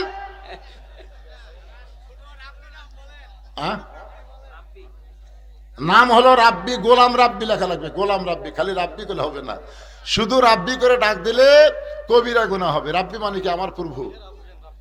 কি নাম?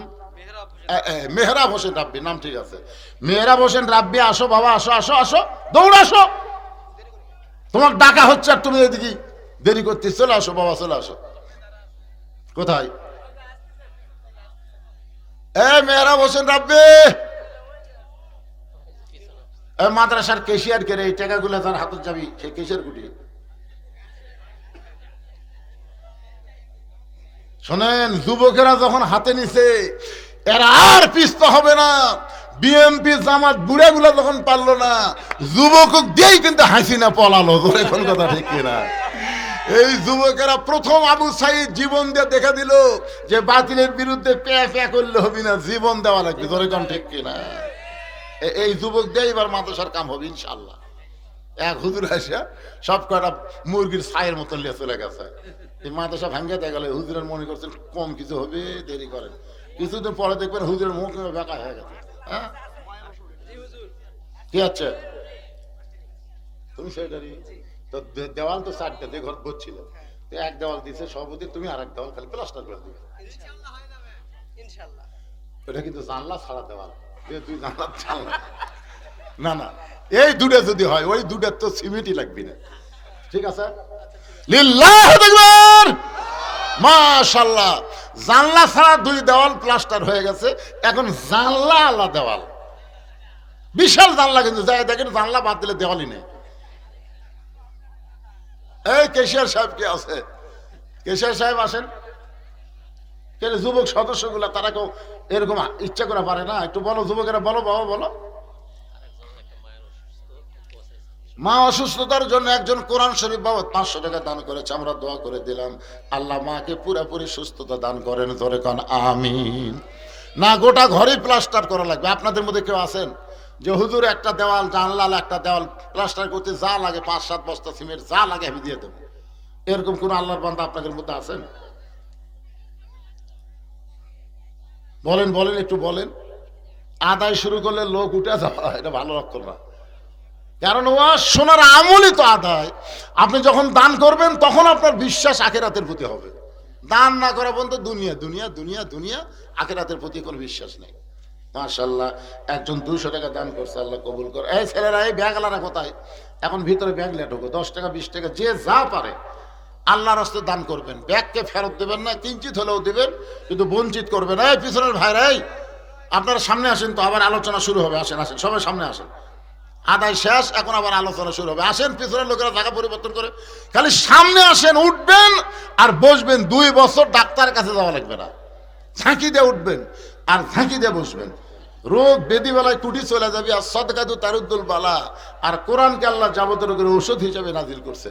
এখানে খুঁটির মতন বসে আছেন, বারে লড়ে না রে, পাথরের মতন শরীর ভারী হবি রে, না লড়লে। সামনে আসেন, এই সামনে আসেন, জিকির করেন আর সামনে আসেন।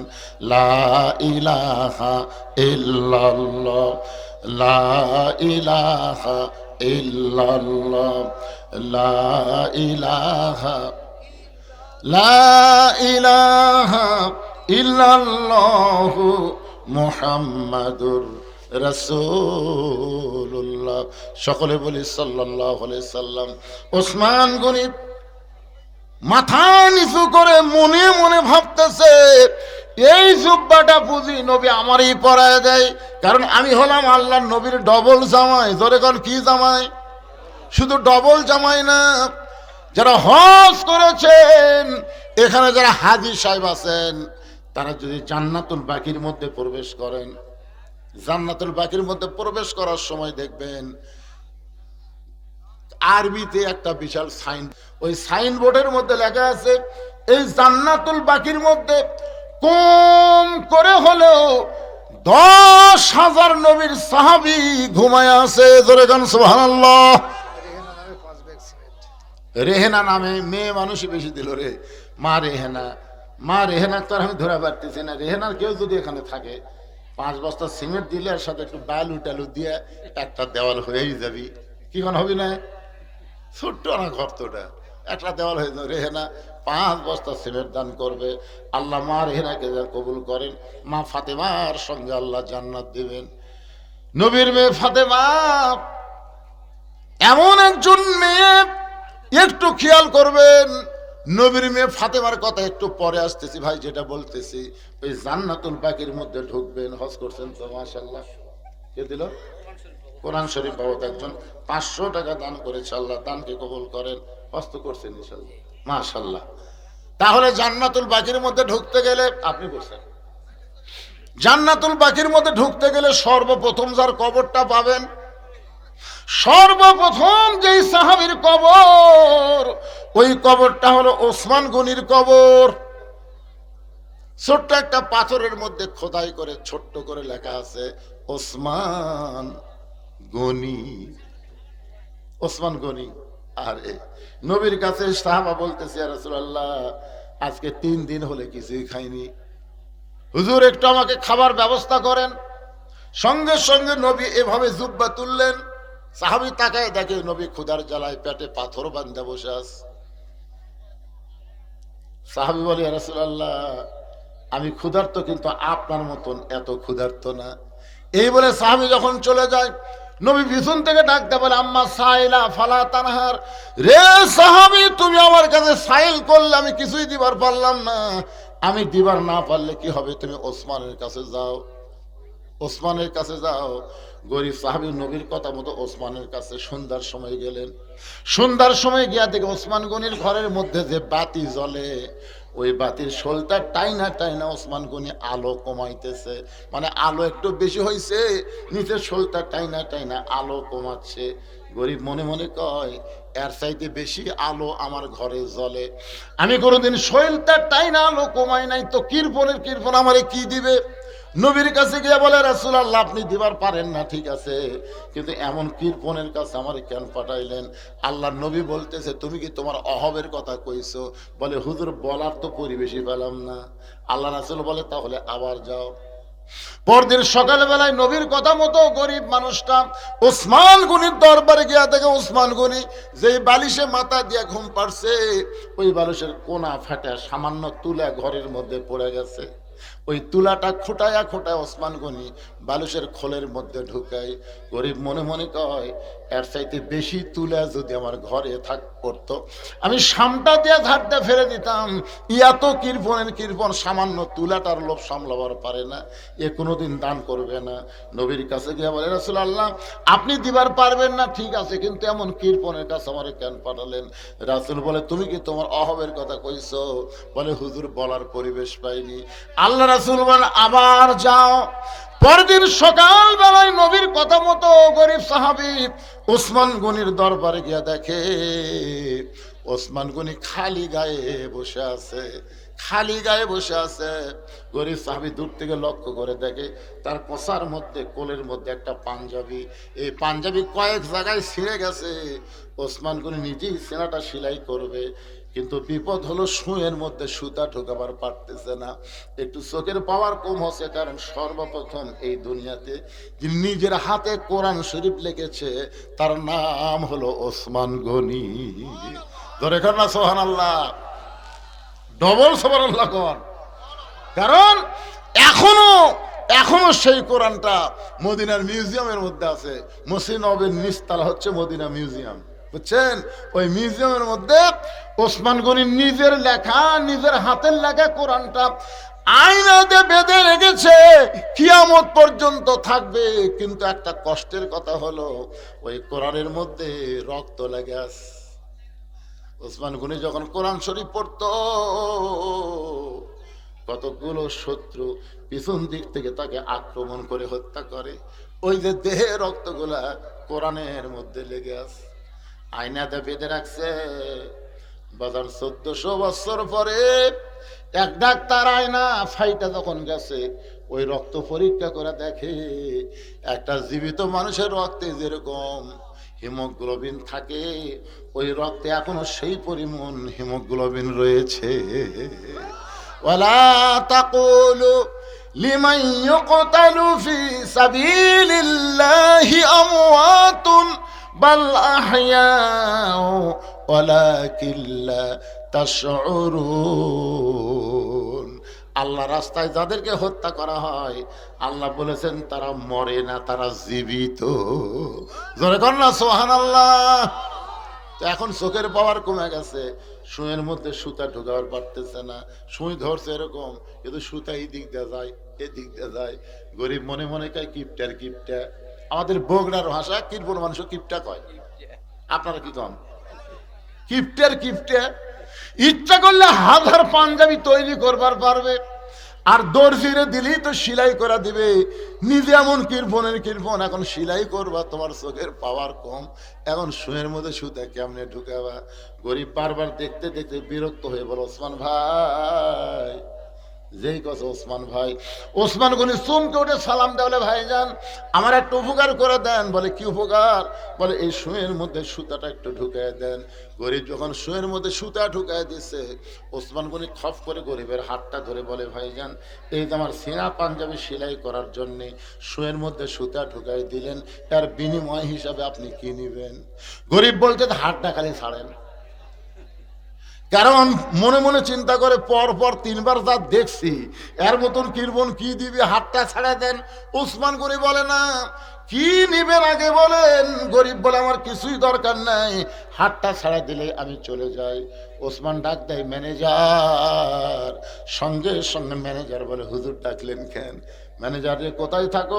এই গরিব ভাই আমার এত বড় উপকার করলো, আমার শোয়ের মধ্যে সুতা ঢুকায় দিয়া আমার সিনা পাঞ্জাবি সেলাই করার সুযোগ করে দিল, এর বিনিময়ে একে 100টা উট দিয়া দাও। গরিব বলে, হুজুর আপনি কি বলতেছেন? সামান্য সুয়ের মধ্যে সুতা ঢুকাইলে আপনি 100টা উট দিবেন? ওসমান গনি বলে, ম্যানেজার আমার এই গরিব ভাইকে আপনি 200টা উট দিয়ে দেন। গরিব বলে, হুজুর কি বলেন? সামান্য সুয়ের মধ্যে সুতা ঢুকাইলাম, তার বিনিময়ে কি 200টা উট দেওয়া যায়? ওসমান বলে, ম্যানেজার ওই ফার্মের মধ্যে কত উট আছে? বলে 2000-এর বেশি। বলে সব উট আমার গরিব ভাইকে দিয়া দাও। গরিব জোড়হাত করে বলে, হুজুর আর বাড়াবেন না, আর বাড়াবেন না, সামান্য সুয়ের মধ্যে সুতা ঢুকাই দিলাম, এর বিনিময়ে যদি আপনি 2000 উট দেন তাহলে পরপর 3 বার আমি কি দেখলাম? ওসমান বলে, কি দেখছো ভাই? বলে, প্রথম দেখলাম আলো একটু ঘরে বেশি হয়েছে, আপনি শোলটা টাইনা টাইনা আলো কমাইলেন। তারপরে দেখলাম বালিশ ফাইটা তুলা পড়ে গেছে, সেই তুলা খুঁটায় খুঁটা আপনি বালিশের খোলের মধ্যে ঢুকালেন। তারপরে দেখলাম সেনা পাঞ্জাবি সেলাই করবেন, কিন্তু শুয়ের মধ্যে সুতা ঢোকাবার পারতেছেন না। ওসমান কান্দের বলে, ভাইজান পরপর 3 বার দেখছো, তার নাম হলো দুনিয়া, আর যেইটা তোমাকে দিলাম সেইটা হলো আখেরাত। এই তুচ্ছ দুনিয়ার জন্য ওসমানের কোনো আলোর দরকার নাই, এই সামান্য সময়ের জন্য দুনিয়ায় ওসমানের কোনো আরামের বালিশের দরকার নাই, এই দুনিয়ার জন্য ওসমানের ভালো পাঞ্জাবির দরকার নাই। ওসমান হলো আখেরাতের কাঙ্গাল। তোমাকে 2000 উট দিয়া আল্লাহ যেন ওসমানকে আখেরাতে দেয়। বাল তুসিরুনাল হায়াতাদ দুনিয়া ওয়াল আখিরাতু খায়রু ওয়া আবকা। এই তুচ্ছ দুনিয়ার মোহে তোমরা পাগল হয়ো না। যেই বাড়ি দেখতেছো, যেই সম্পদ দেখতেছো, যেই পুকুর পুষ্কুনি তোমরা দেখতেছো, এগুলো তোমাদের না, এগুলো সব ছাইড়া যাওয়া লাগবে।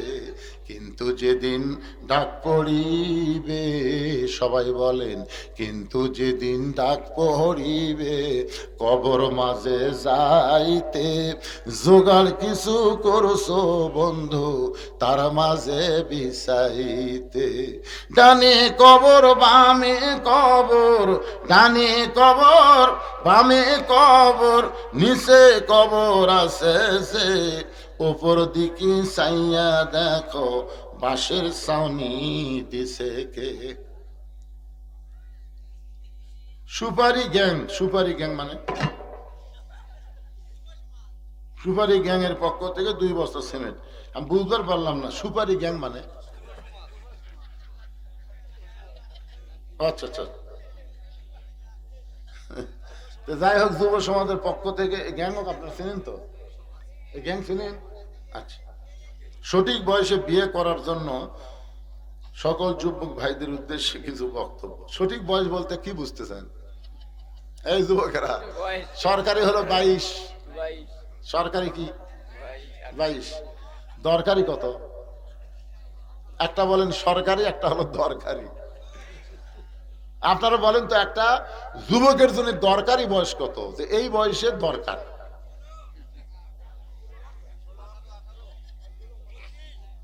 দেখছেন একজন কয় 25, যাই 25 কছে, 25-এর আগে যত আকাম করবি সব পাপড়ি হবি রে।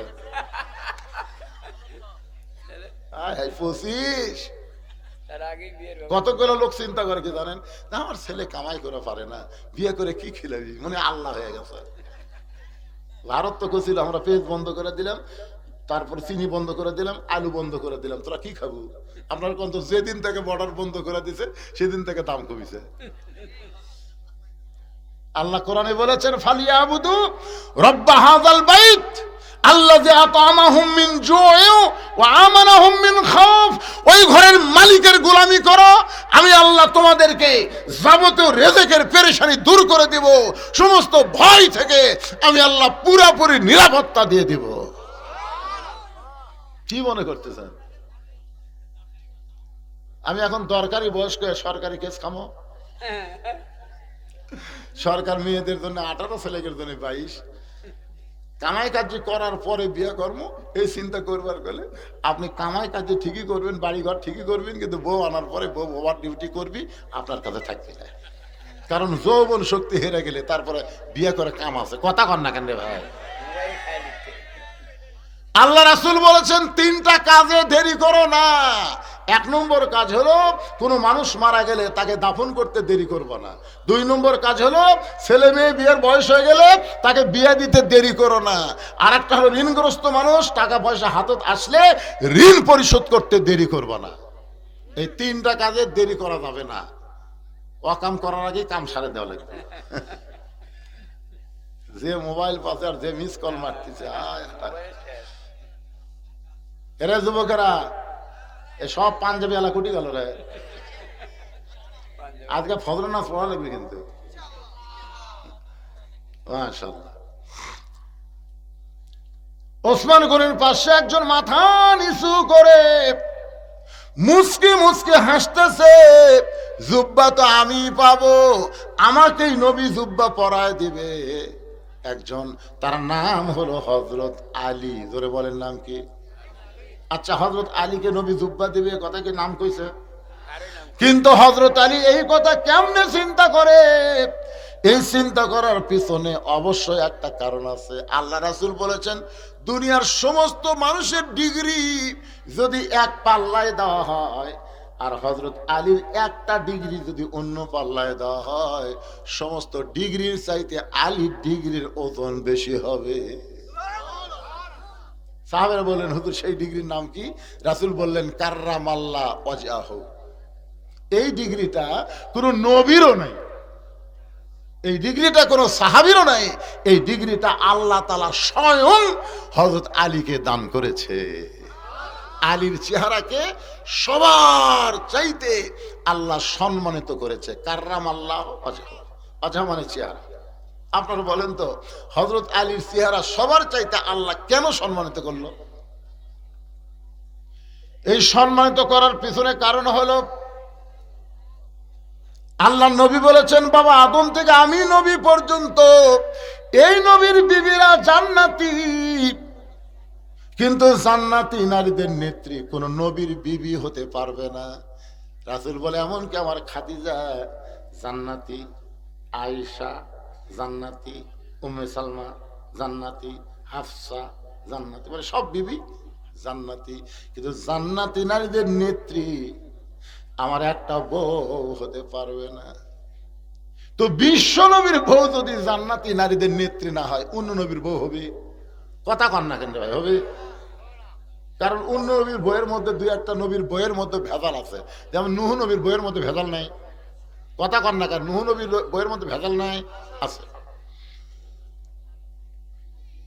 আল্লাহর বান্দার একটু মনোযোগ দেন। রাসূল বললেন, আমার কলিজার টুকরা ফাতেমা, ও মায়েরা, পর্দার অন্তরালে যারা বসে আছেন একটু মনোযোগ দিয়ে শোনেন। ঘরের মধ্যে ঢুকে ফাতেমার হাতের তালুতে নবী চুমু দিলেন। মেয়ের হাতে চুমু দিয়ে বললেন, ফাতেমা, তুমি কি কখনো মনে করো যে তোমার বাবা বিশ্ব নবী বলে আল্লাহ তোমাকে জান্নাত দিবে?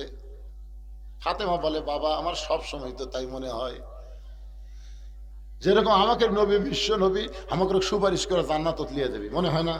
কথা কর না কেন? মনে হয় কি হয় না? মনে হয় কে? বিশ্বাসই হয়। বিশ্বাস হয় না আপনাকে?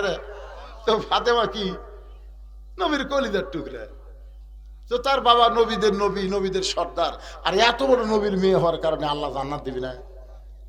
আল্লাহ রাসূল বলেন, ফাতেমা সতর্ক, সতর্কবাণী শোনো, নবীর মেয়ে হওয়ার কারণে তুমি জান্নাতি এই কথা কখনোই মনে করবা না।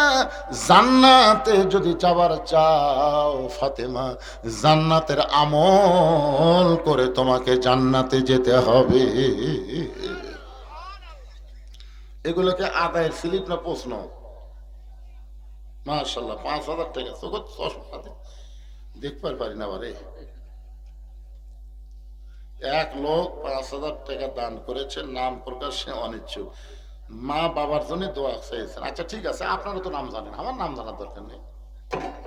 আবার আপনারা যদি নাম না জানেন তো কেন আদায় করবেন? এটা কি লগত দিল না বাকি দিল? ও লগত, মাশাআল্লাহ, তাহলে নামের কি দরকার? মা বাবার জন্য দোয়া চাইয়া নাম প্রকাশ করবে না এমন একজন বান্দা 5,000 টাকা দান করেছে, 10টা কোরআন শরীফ বাবদ। আল্লাহ তার বাপ মার কবরকে জান্নাতের টুকরা বানায় দেখ, জোরে কোন আমিন। একটু মনোযোগ দা শোনেন মায়েরা, শোনেন। ফাতেমা বললেন, বাবা তাহলে জান্নাতে যাওয়ার আমল কি? আল্লাহ রাসূল বললেন, মাত্র 4টা আমল করা লাগবে, মাত্র 4টা। 1 নম্বর নামাজ, 2 নম্বর রোজা, 3 নম্বর সতীত্বের হেফাজত পর্দা করা, আর 4 নম্বর আমল হলো স্বামীর কথা মতো চলা। এরা কিন্তু এই স্বামীর কথা মতো চলা এটাই গুরুত্ব কম দেয়। একদিন নবী ফাতেমার ঘর যা থেকে ফাতেমা মাথা নিচু করে কাঁদতেছে, নবী যে গলা খাঁকারে দিচ্ছে, ফাতেমা মুসকে মুসকে হাসতেছে। রাসূল বলে, ফাতেমা লুকাস না, আমি কিন্তু দেখেছি মা তুমি কেঁদেছ, তুমি মুসকে মুসকে হাসতেছ। নবী তাকায় দেখে ফাতেমার চোখের নিচে কালিমা। আল্লাহ রাসূল বলে, আমার মেয়েকে দেখলে জান্নাতের হুরেরা শরম পাবে। ফাতেমা তুমি মনে হয় চোখের তলে সুরমা লাগাইছ। ফাতেমা বলে, বাবা এমন একটা গরিবের সঙ্গে আমার বিয়ে দিয়েছেন বাবা, আজকে 3 দিন হলে আমার বাড়িতে কোনো খাবার নাই, না খাওয়ার কারণে আমার চোখের নিচে কালিমা পড়ে গেছে। আমার 2টা হাসান হোসাইন আপনার খোঁজে বাহিরে চলে গেছে, আপনি তো আমার ঘরে আইছেন, আমার হাসান হোসাইন কোন জায়গায়?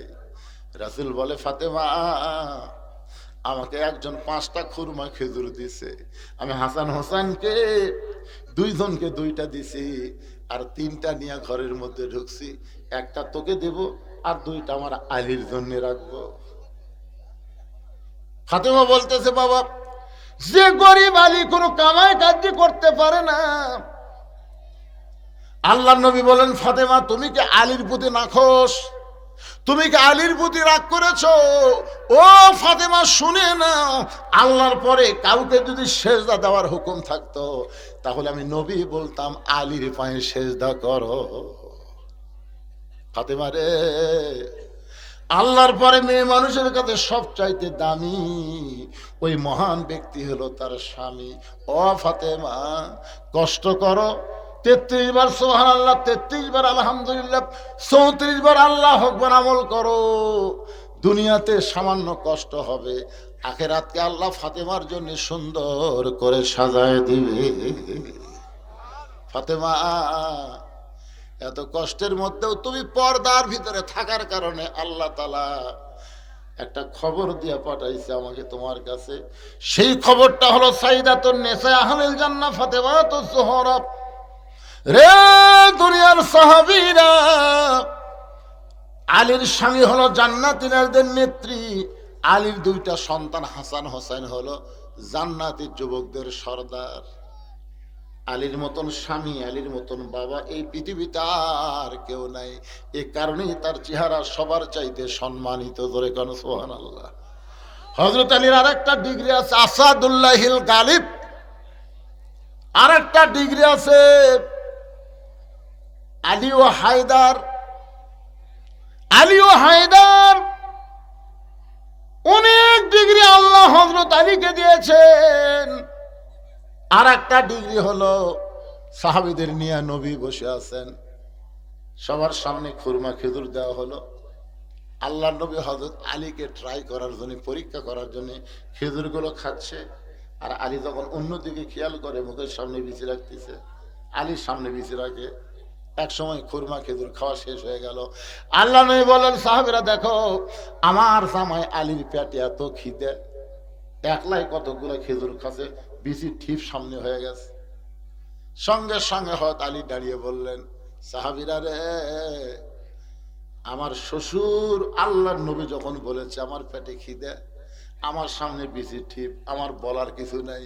কিন্তু তোমাদের কাছে আমার প্রশ্ন হলো, খিদা কার বেশি, যে বিচি বার করে খায় না বিচি সহ খায়?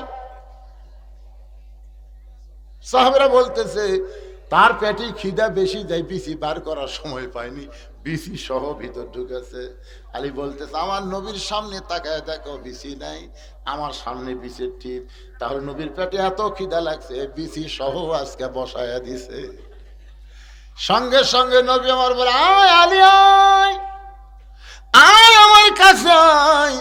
যে কাছে আইছে ওই জুব্বাখানা নিজের হাতে হযরত আলীকে পরায় দিয়া বললেন আনা মাদিনাতুল ইলমি ওয়া আলিউ বাবুহা, আমি হচ্ছে ইলমের শহর, আজ থেকে সেই শহরের দরজা হলো হযরত আলী। ধরে কন্যা সুবহানাল্লাহ। ভাইজান নবী আমার 5 ওয়াক্ত নামাজ পাইছেন। এই 5 ওয়াক্ত নামাজের মধ্যে ফজর এবং এশা এই 2 নামাজের গুরুত্ব এত বেশি। আপনি যদি জোহর আসর মাগরিব যদি বাড়িতে আদায় করেন বা অন্য কোনো জায়গায় আদায় করেন তেমন সমস্যা হবে না, কিন্তু এই 2 ওয়াক্ত নামাজ যদি জামাতে আদায় না করেন তাহলে সে মুনাফিকের তালিকায় চলে যাবে। এজন্য আজকে আলোচনা শোনার পরে ফজরের নামাজ আপনারা কোথায় পড়বেন? না পড়বেনই না? আচ্ছা আচ্ছা, কারা কারা আজকে ফজর পড়বেন না হাত তোলেন তো দেখি। একজনও নাই। কারা কারা ফজর নামাজ পড়বেন 2 হাত তোলে একটু আমার আল্লাহকে দেখান তো দেখি। এ কে হাত তোলেনি? হাত জান লুলা হয়ে যায়, দেখেন তো কে তোলেনি। লিল্লাহে তাকবীর। হাত নামান। রজব চাঁদের নামাজের ওয়াজ আর ফজর যদি জামাতে পড়তে পারে ওই ব্যক্তি জোহর আসর মাগরিব এশা বাদ দেবে না। কারণ ফজর হলো শুরু। মুনাফিক ফজরের বাতাস নিতে পারে না। মুনাফিক আজান দিলে 2.5 হাত হয়, আগে এত 3.5 হাত, যে আজান দিছে মুনাফিক 2.5 হাত আছে। মানে আজান শুনবি না দেখে কম্বল মাথার উপর দিছে, কম্বল মাথার উপর দিলে পাও যে বাড়াবি টানে কম্বলের মধ্যে ধসে বাড়া থেকে যদি আপনি দেখেন মনে হয় চাউলের বস্তা ঢেকা ধসে। চাউলের বস্তা আস্তে আস্তে ভিতরে ঢুকে গেলে কম্বল টানতে দেখেন মুনাফিকের কম্বলের মধ্যে সাইজ আর সকালবেলা সাইড টিপে কুত্তার সাইজ একই সাইজ। আল্লাহ আজকে রজব চাঁদের আলোচনায় আজকের এই মাহফিলের যুবক সহ সবাইকে ফজরের নামাজ থেকে শুরু করে বাকি জীবন প্রত্যেকটা নামাজকে সঠিক সময় আদায় করার তৌফিক দান করো। জোরে কোন আমিন। আস্তাগফিরুল্লাহ রব্বি মিন কুল্লি জামবি ওয়া তুবু ইলাই। আস্তাগফিরুল্লাহ রব্বি মিন কুল্লি জামবি ওয়া তুবু ইলাই। লা হাওলা ওয়ালা কুওয়াতা ইল্লা বিল্লাহিল আলিয়্যিল আযীম। সকলে হাত তুলে আল্লাহুম্মা আমিন। আল্লাহুম্মা আনতাস সালাম ওয়া মিনকাস সালাম তাবারাকতা ইয়া যাল জালালি ওয়াল ইকরাম। আল্লাহ আমি অসুস্থ মানুষ, দীর্ঘ সময় তোমার বান্দাদেরকে সামনে নিয়ে আলোচনা করলাম। আল্লাহ মেহেরবানি করে আজকের মাহফিল আমাদের সকলের হেদায়েতের জন্য, নাজাতের জন্য, জান্নাতের জন্য কবুল করে নাও। এই মাহফিলের শুরু থেকে শেষ পর্যন্ত যত আলোচনা হয়েছে আল্লাহ এর মধ্যে যদি ত্রুটি হয় ভুল হয় মাফ করে দাও, যাহা দিয়া মঞ্জুর করো।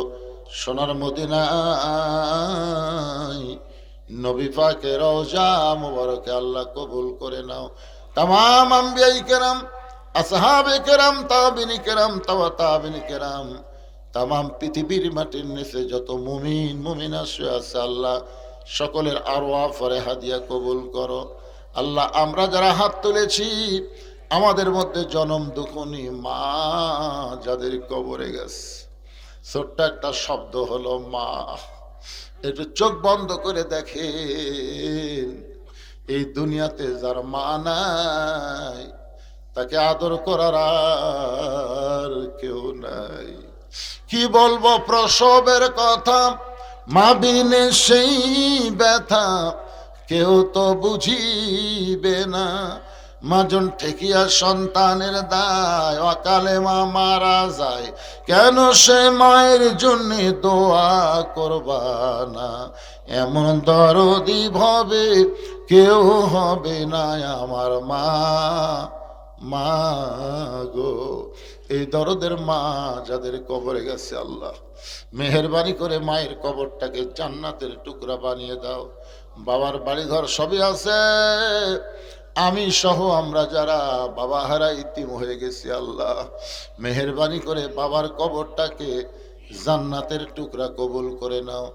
আমাদের দাদা দাদি নানা নানি আত্মীয় স্বজন শ্বশুর শাশুড়ি যাদের কবরে গেছে আল্লাহ কবরবাসীদের মাফ করে দাও। আল্লাহ এই মাদ্রাসাকে কিয়ামত পর্যন্ত কবুল করে নাও। আল্লাহ এই মাদ্রাসার পরিচালনার দায়িত্ব যে সমস্ত যুবকেরা নিয়েছে আল্লাহ সমস্ত যুবকদেরকে মাদ্রাসার উসিলায় জান্নাতি কবুল করে 5 ওয়াক্ত নামাজি কবুল করে নাও। আল্লাহ তাআলা এই মাদ্রাসার সমস্যার সমাধান করে দাও। অত্র এলাকার সমস্ত মুসলমানকে মাদ্রাসার হিতাকাঙ্ক্ষী বানায়া তাদের সন্তানগুলো দিয়া মাদ্রাসা ভরপুর করে দাও। আল্লাহ এই মাদ্রাসার সম্মানিত সভাপতি, মাদ্রাসার ম্যানেজিং কমিটির সম্মানিত সভাপতি, সহসভাপতি, মাদ্রাসার সেক্রেটারি, মাদ্রাসার ক্যাশিয়ার, মাদ্রাসার সদস্য, মাদ্রাসায় আজকে নগদে বাকিতে যারা দান করেছে আল্লাহ সবগুলোকে জান্নাতের বিনিময় কবুল করো। আজকের মাহফিলের সম্মানিত সভাপতি আল্লাহ মাদ্রাসার ঘরের জন্যে আমি 2টা ঠাই চাইছি, তিনি দিবার চাইছেন। আল্লাহ গো তার বাপ মা দুনিয়াতে নাই, আমরা দোয়া করি আল্লাহ সভাপতি সাহেবের বাপ মার কবরকে জান্নাতের টুকরা বানিয়ে দাও।